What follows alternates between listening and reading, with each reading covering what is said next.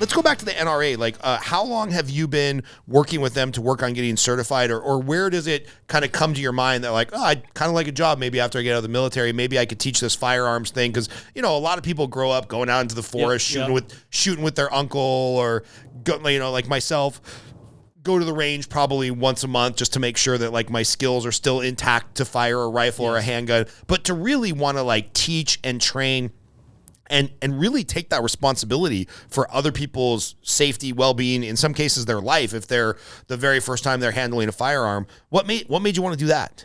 Well, and I'm not going to interject politics, but we know politics plays a factor into things. Right. And I was wanting to do it for several years, but I was deployed a lot here these last 5-ish years and never really got an opportunity. And then when I returned home from my last deployment, there was an immediate opportunity to get trained and certified as an NRA instructor. I'm like, okay, this is my opportunity.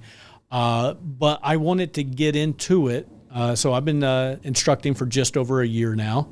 I wanted to get into it because in the 2A community, where the conversation always revolves around my rights, my rights, my rights. And I don't disagree with that at all. Right. But one of the first things in my basic pistol class or my basic rifle or basic shotgun class, something that I hammer on is that what I think we need to talk more about in the 2A community is our responsibilities.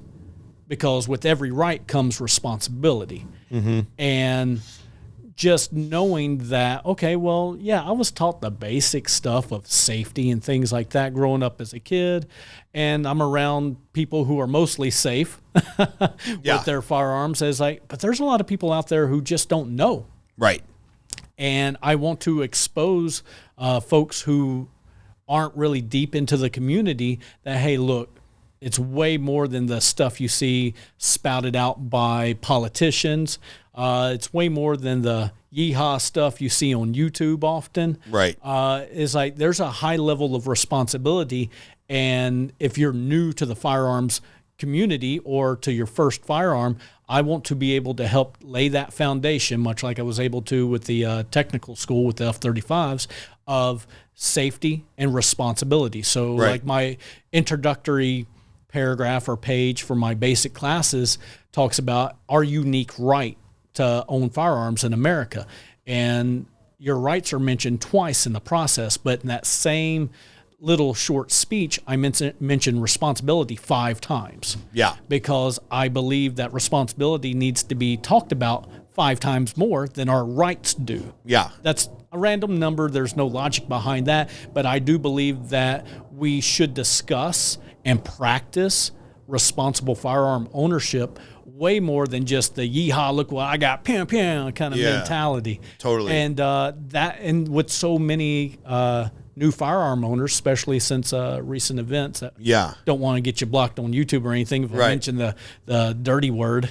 Yeah, because like in the last 2.5 years, hey, Chris, can you look this up? I think there was something like 13 million first-time firearm purchases, like first-time firearm owners. You know, great.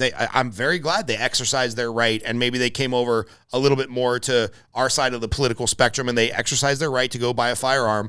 But you're right. Not enough people are telling them your responsibility is to get some instruction, learn how to handle it, learn how to properly lock it up. I mean, if we're being honest, the test that you need to take, like in California, to become a firearms owner, it's kind of a joke. It's, 25 questions that they're like, "What? Here's the answer key," whatever. I mean, it's like, all right, well, that's not, in my opinion, as a firearm owner, that's not enough responsibility being taken by the person purchasing the firearm to exercise that right. I don't want that right to be taken away, but I love your idea of like, we need more responsibility. Did you find the number by chance, Chris? So on average, 3 million people join the firearm world every year. But in 2020, 8.4 million people did. Yeah. So almost 3 times as many. 3 times as many, yeah. So you take the normal 3 million, 8 million, another year or two there of craziness. Yeah, we're probably well past 10 million people that bought their very first firearm, which is encouraging to me as a Second Amendment like absolutist, and also terrifying to me as somebody that goes to the range and there's somebody next to me loading their firearm that don't know what the fuck they're doing with muzzle control and things like that. It's a little scary. So talk to me about a little bit without negating people's Second Amendment right, what do you feel are some of those responsibilities that firearm owners need to be taking? Well, a lot of it, and you'll hear about this more so. It comes up in the conversations when we have these mass shootings or school shootings, things like that. That it's almost exclusively somebody that had or zero reasons or even legality of possessing that firearm. It was a high school kid, who got dad's guns because dad didn't secure them. Okay, well, that kid committed a felony by acquiring a firearm that they didn't have the rights to acquire, and criminals using stolen guns, things like that. Right. And it's always focused on that. So part of that responsibility is, how do you secure your firearms? Do you just leave it in the console of your truck when you're out and about because you're always going to be strapped, man? Or do you just leave it in your nightstand and you got a 4 and a 6-year-old in the house? Or maybe you've got that teen that doesn't know anything about firearms. Right. Because we all know things you don't know, and you see stuff on TV, you talk with other people, especially with social media where it's at now. Curiosity killed the cat. Yeah.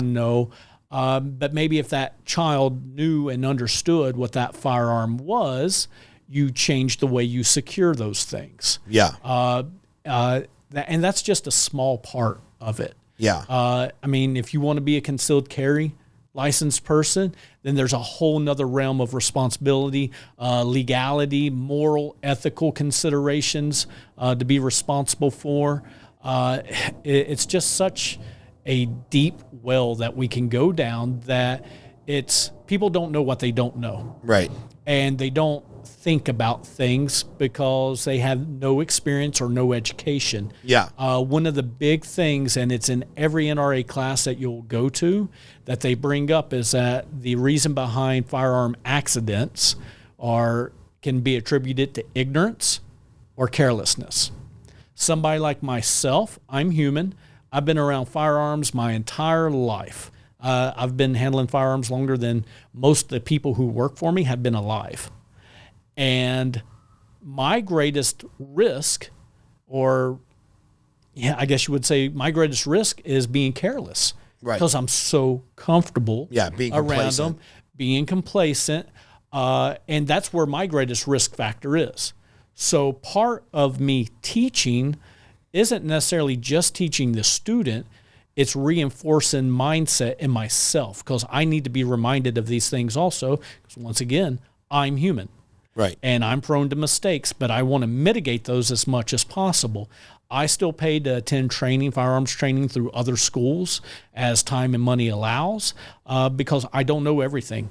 I'm not Yoda in this game. Right. I'm not some ex-former Navy SEAL. I'm, for the most part, a regular dude like anybody else walking around the streets. Yeah. I just have unique experiences and education that I feel can benefit those in society who haven't had my education or experience. Right. So the ignorance part, that's the part very few people ever try to fix because they just don't know. And almost all of my classes, I get people who are new to firearms. Many people don't even own firearms, but they're going the responsible route. They're like, hey, I want to get some education before I ever buy one. I'm like, that's such an awesome attitude. Yeah. And that's the first part. You got to have a good attitude.